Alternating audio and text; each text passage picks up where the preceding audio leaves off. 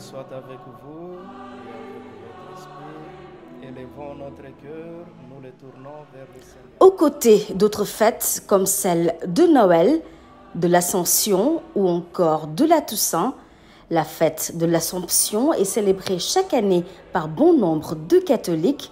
Mais que fait-on exactement en ce jour du 15 août? L'Église universelle, le 15 août, célèbre la montée de la très sainte Vierge Marie au ciel.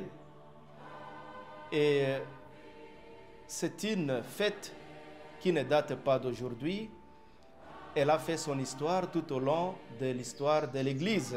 Notre-Dame, cette dame exceptionnelle, célébrée et présente dans les Écritures saintes, occupe une place importante dans la vie du chrétien. Dieu l'a choisie parmi tant d'autres femmes de son époque pour être porteuse du projet divin, porteuse de Jésus.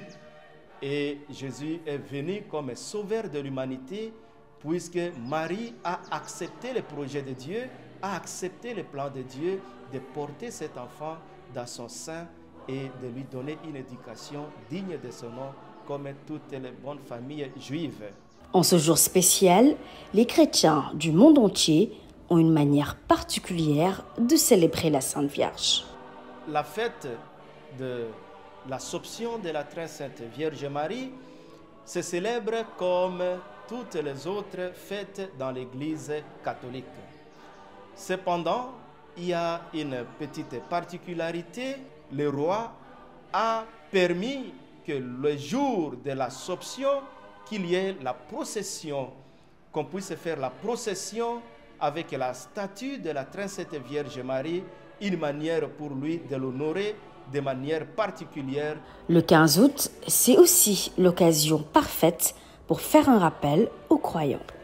Nous considérons toujours la très sainte Vierge Marie dans l'Église comme cette femme modèle, comme cette chrétienne modèle qui a su écouter, non seulement écouter, mais exercer, pratiquer la volonté de Dieu dans sa vie. Et c'est ce que l'Église demande à tout chrétien et à toute chrétienne d'imiter comme comportement la douceur, l'humilité, la simplicité et l'attachement au Christ et le service dans l'Église.